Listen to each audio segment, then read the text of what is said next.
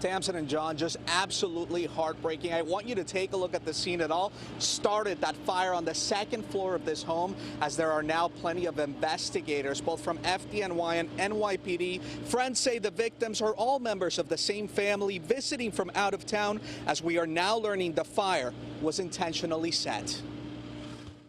Heartbreak and agony in Queens as the victims' loved ones broke down in front of the home where a deadly fire took 3 people's lives. 2 others are fighting for theirs. Among the dead, a 6-year-old girl, a 75-year-old man, and another adult.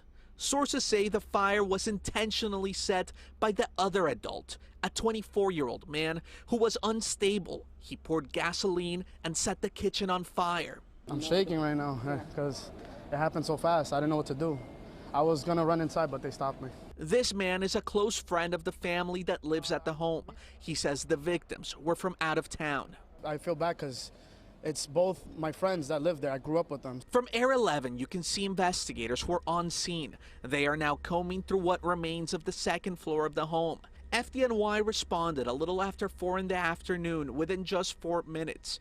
The 2-alarm fire took 90 minutes to put out. FDNY Commissioner Daniel Nigro. It's quite unusual at that time in the afternoon to have a fire trap 5 occupants in a private dwelling.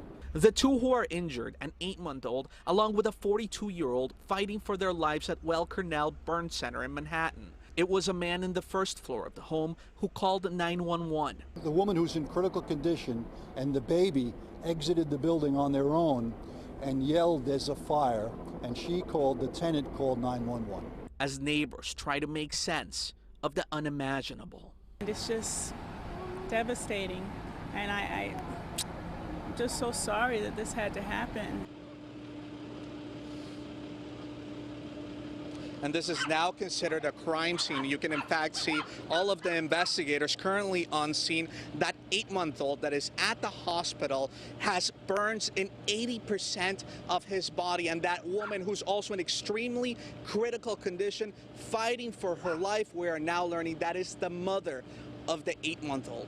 We're live in East Elmhurst, Queens. I'm Cristian Benavides, Pix 11 News.